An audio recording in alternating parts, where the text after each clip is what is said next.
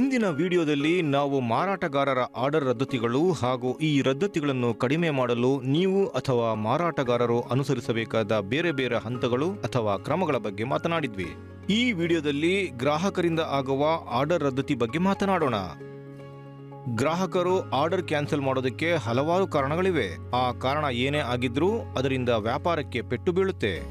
ಹಾಗಾಗಿ ಆ ಕಾರಣಗಳನ್ನು ತಿಳಿದುಕೊಳ್ಳೋದು ಬಹಳ ಮುಖ್ಯ. ಈ ಕೆಲವು ಕಾರಣಗಳನ್ನು ಮಾರಾಟಗಾರ ಅಥವಾ ಸೆಲ್ಲರ್ ನೆಟ್ವರ್ಕ್ ಪಾರ್ಟಿಸಿಪೆಂಟ್ ನಿಯಂತ್ರಿಸಬಹುದು. ಈ ರದ್ದತಿಗಳನ್ನು ನಿಯಂತ್ರಿಸಲು ಮತ್ತು ನಿರ್ವಹಿಸಲು ಕ್ರಮಗಳನ್ನು ತೆಗೆದುಕೊಳ್ಳಬಹುದು. ಗ್ರಾಹಕರು ಆರ್ಡರ್ ಕ್ಯಾನ್ಸಲ್ ಮಾಡೋಕ್ಕೆ ಇರುವ ಹಲವಾರು ಕಾರಣಗಳೇನು ಹಾಗೂ ಆ ಆರ್ಡರ್ ಕ್ಯಾನ್ಸಲ್ ಆಗಲು ಕಾರಣಗಳನ್ನು ಬಗೆಹರಿಸೋಕೆ ಏನು ಮಾಡಬಹುದು ಅಂತ ಈಗ ತಿಳಿಯೋಣ. ಮೊದಲನೇ ಕಾರಣ, ಶಿಪ್ಮೆಂಟ್ ವಿಳಂಬ. ಏನನ್ನಾದರೂ ಆರ್ಡರ್ ಮಾಡುವಾಗ ಅದು ಯಾವಾಗ ತಲುಪುತ್ತೆ ಅನ್ನೋದು ಗ್ರಾಹಕರಿಗೆ ಬಹಳ ಮುಖ್ಯವಾಗುತ್ತೆ. ಅವರು ನಿರೀಕ್ಷಿಸಿದ ಸಮಯದೊಳಗೆ ರವಾನೆ ಅಥವಾ ಡೆಲಿವರಿ ಆಗದಿದ್ರೆ ಗ್ರಾಹಕರು ಆ ಆರ್ಡರ್ ಕ್ಯಾನ್ಸಲ್ ಮಾಡಬಹುದು. ಇದನ್ನ ಬಗೆಹರಿಸೋದು ಹೇಗೆ?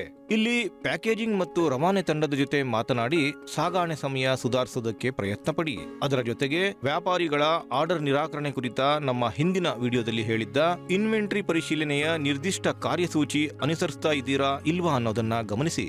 ಎರಡನೇ ಕಾರಣ, ಗ್ರಾಹಕರಿಗೆ ಅದೇ ಉತ್ಪನ್ನ ಇನ್ನೊಂದು ಕಡೆ ಕಡಿಮೆ ಬೆಲೆಗೆ ಸಿಗುವುದು. ಆರ್ಡರ್ ಮಾಡಿದ ಮೇಲೆ ಗ್ರಾಹಕರು ಬೇರೆ ಸೆಲ್ಲರ್ ನೆಟ್ವರ್ಕ್ ಪಾರ್ಟಿಸಿಪೆಂಟ್ ಲಿಸ್ಟಿಂಗ್ಗಳಲ್ಲಿ ಬ್ರೌಸ್ ಮಾಡಬಹುದು ಅಥವಾ ಅದೇ ಉತ್ಪನ್ನದ ಬೆಲೆಯನ್ನು ಆಫ್ಲೈನ್ ಮಾರುಕಟ್ಟೆಯಲ್ಲಿ ವಿಚಾರಿಸಬಹುದು. ಈ ಯಾವುದೇ ಜಾಗದಲ್ಲಿ ಬೆಲೆ ಕಡಿಮೆ ಇರುವುದು ಗ್ರಾಹಕರಿಗೆ ಗೊತ್ತಾದ್ರೆ ಅವರು ಈಗಾಗಲೇ ಮಾಡಿರುವ ಆರ್ಡರ್ ಅನ್ನ ಕ್ಯಾನ್ಸಲ್ ಮಾಡಿ ಈ ಪರ್ಯಾಯ ಮೂಲಗಳಿಂದ ಕಡಿಮೆ ಬೆಲೆಗೆ ಆ ಉತ್ಪನ್ನ ಖರೀದಿ ಮಾಡಬಹುದು. ಈ ರೀತಿಯಾಗುವುದನ್ನು ತಡೆಯೋದಕ್ಕೆ ಮಾರಾಟಗಾರರು ಉತ್ಪನ್ನದ ಬೆಲೆ ತುಂಬಾ ಹೆಚ್ಚಾಗಿದೆಯಾ ಅಂತ ನೋಡಬೇಕು ಹಾಗೂ ಲಭ್ಯವಿರುವ ಮಾರ್ಜಿನ್ಗಳಿಗೆ ತಕ್ಕಂತೆ ಬೆಲೆಯನ್ನ ಬದಲಾಯಿಸಬೇಕು. ಸಾಧ್ಯ ಆದರೆ ಉತ್ಪನ್ನವನ್ನ ಕಡಿಮೆ ಬೆಲೆಗೆ ಖರೀದಿ ಮಾಡಿ. ಮೂರನೇ ಕಾರಣ, ಆರ್ಡರ್ ದೃಢೀಕರಣದಲ್ಲಿ ತೋರಿಸಿದ ರವಾನೆ ಸಮಯ ತುಂಬಾ ಹೆಚ್ಚಾಗಿರುವುದು. ಗ್ರಾಹಕರು ಕೆಲವೊಮ್ಮೆ ಆರ್ಡರ್ ಮಾಡುವಾಗ ಅದು ಯಾವಾಗ ತಲುಪುತ್ತೆ ಅನ್ನೋದನ್ನ ಸರಿಯಾಗಿ ಗಮನಿಸಿರೋದಿಲ್ಲ. ಆದ್ರೆ ಆಮೇಲೆ ಚೆಕ್ ಮಾಡಿದಾಗ ತುಂಬಾ ಸಮಯ ಕಾಯಬೇಕು ಅಂತ ಮನವರಿಕೆ ಆದ್ಮೇಲೆ ಆರ್ಡರ್ ಕ್ಯಾನ್ಸಲ್ ಮಾಡಕ್ಕೆ ತೀರ್ಮಾನಿಸ್ತಾರೆ. ಇದನ್ನ ಪರಿಹರಿಸೋಕೆ ಹಲವಾರು ದಾರಿಗಳಿವೆ. 1. ಗ್ರಾಹಕರಿಗೆ ತೋರಿಸಿದ ರವಾನೆ ಸಮಯ ವಾಸ್ತವಕ್ಕಿಂತ ಹೆಚ್ಚಾಗಿದೆಯಾ ಅಂತ ಗಮನಿಸಿ, ಅಗತ್ಯವಿದ್ದರೆ ಅದನ್ನ ಸರಿಪಡಿಸಿ. 2. ವಾಸ್ತವಿಕ ರವಾನೆ ಸಮಯ ಹೆಚ್ಚಾಗಿದೆಯೇ ಎಂದು ಗಮನಿಸಿ ರವಾನೆಯಲ್ಲಿ ಸುಧಾರಣೆ ತಂದು ಟೈಮ್ ಲೈನ್ಗಳನ್ನು ಕಡಿಮೆ ಮಾಡುವ ಮೂಲಕ ರವಾನೆ ಸಮಯ ತಗ್ಗಿಸಿ. 3. ಲಾಜಿಸ್ಟಿಕ್ ಸೆಲ್ಲರ್ ನೆಟ್ವರ್ಕ್ ಪಾರ್ಟಿಸಿಪೆಂಟ್ ಅಥವಾ ಆಫ್ ನೆಟ್ವರ್ಕ್ ಲಾಜಿಸ್ಟಿಕ್ ಪಿಕಪ್ಗೆ ಹೆಚ್ಚು ಸಮಯ ತೆಗೆದುಕೊಳ್ಳುತ್ತಿದ್ದಾರಾ ಅಂತ ಗಮನಿಸಿ. ಪದೇ ಪದೇ ಹೀಗಾಗುತ್ತಿದ್ದರೆ ಈ ಕೆಟಗರಿ ಪಾಲುದಾರರನ್ನ ಬದಲಾಯಿಸಿ. ಈ ಸನ್ನಿವೇಶಗಳ ಹೊರತಾಗಿ ಇನ್ನೂ 3 ಸನ್ನಿವೇಶಗಳಲ್ಲೂ ಸಹ ಗ್ರಾಹಕರು ಆರ್ಡರ್ ಕ್ಯಾನ್ಸಲ್ ಮಾಡಬಹುದು.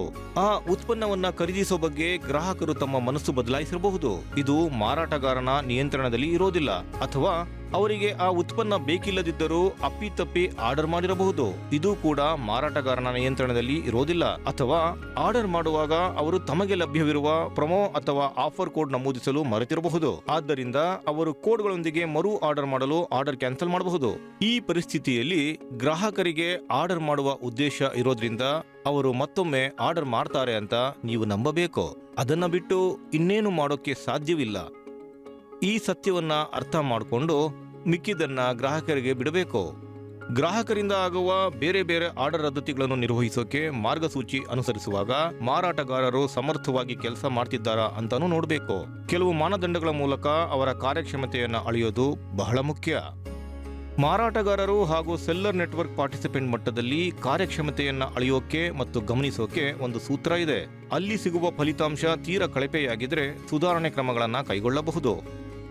ಈ ಮಾನದಂಡದ ಹೆಸರು ಗ್ರಾಹಕರಿಂದ ರದ್ದತಿ ದರ. ಇದು ಗ್ರಾಹಕರಿಂದ ರದ್ದತಿಯನ್ನು ಟ್ರ್ಯಾಕ್ ಮಾಡೋದಕ್ಕೆ ನೆರವಾಗುತ್ತೆ. ಇದನ್ನ ಲೆಕ್ಕ ಮಾಡುವುದಕ್ಕಾಗಿ ಗ್ರಾಹಕರು ನಿರಾಕರಿಸಿದ ಆರ್ಡರ್ಗಳ ಸಂಖ್ಯೆಯನ್ನ ಖಾತ್ರಿಯಾದ ಒಟ್ಟು ಆರ್ಡರ್ಗಳ ಸಂಖ್ಯೆಯಿಂದ ಭಾಗಿಸಿ ಅದನ್ನ 100ರಿಂದ ಗುಣಿಸಿ.